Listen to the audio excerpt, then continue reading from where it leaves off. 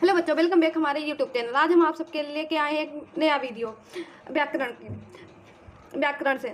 इस पाठ का है लिंग। आज हम आप सबको लिंग बताएंगे। जो हमने आपको बताया था स्त्रीलिंग और पुल्लिंग, दो लिंग होते हैं हमारे, उन्हीं के बारे में बताएं। पहले हम इसकी परिभाषा जानते हैं।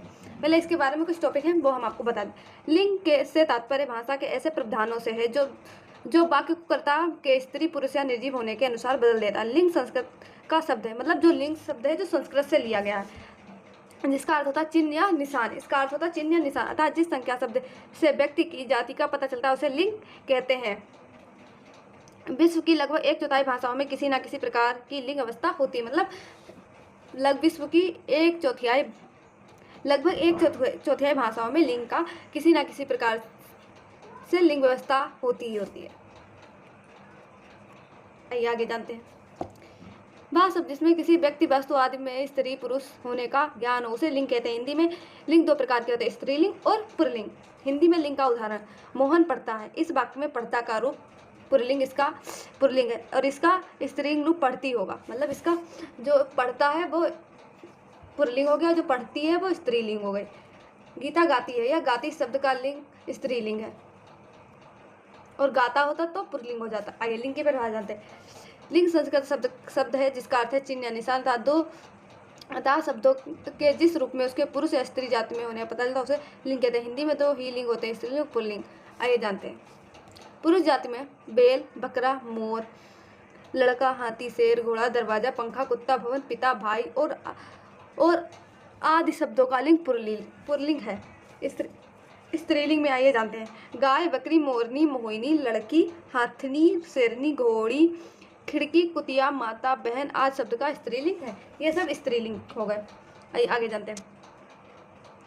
लिंग के भेद। संसार में 3 जातियां होती, पुरुष, स्त्री, जड़, नपुंसक। इन्हीं जातियों के आधार पर लिंग के भेद बनाए गए हैं। हिंदी में लिंग के 2 भेद होते हैं, पुल्लिंग तथा स्त्रीलिंग, जबकि संस्कृत में लिंग तीन होते हैं, स्त्रीलिंग, पुल्लिंग तथा नपुंसक लिंग। और अंग्रेजी में 4 लिंग होते हैं, पुल्लिंग, स्त्रीलिंग, अभयलिंग तथा नपुंसक लिंग। मतलब ये हिंदी और संस्कृत सब अलग अलग होते हैं। हिंदी में अलग होते हैं, संस्कृत में अलग होते हैं और अंग्रेजी में अलग होते हैं। हिंदी में लिंग के भेद इस प्रकार है। पुल्लिंग जो शब्द पुरुष जाति का बोध कराए वो पुल्लिंग कहलाते हैं, जैसे कुत्ता, हाथी, शेर, पुल्लिंग आदि। स्त्रीलिंग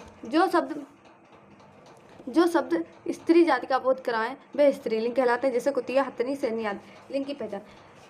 आपको जिस संख्या शब्द का लिंग पहचानना है उसे उसका पहला बहुवचन में परिवर्तित कीजिए। बहुवचन में बदलने के बाद अगर शब्द में अंत में ए या आय आए तो शब्द का लिंग स्त्रीलिंग है। अगर पीछे ए और आय आए नहीं आता है तो वह पुल्लिंग होगा। मतलब अगर ये शब्द ना आए तो पुल्लिंग होगा, अगर ये शब्द आ जाए तो स्त्रीलिंग होगा।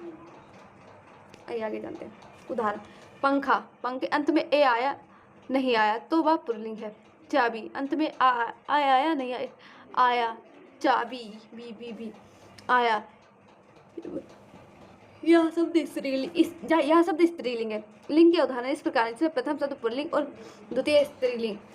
अध्यापक पुल्लिंग है और अध्यापिका स्त्रीलिंग है। ऊँट पुल्लिंग है, उठनी स्त्रीलिंग है। कछुआ जो है पुल्लिंग है। मदा कछुआ स्त्रीलिंग है। कवि पुल्लिंग है, कवित्री स्त्रीलिंग है।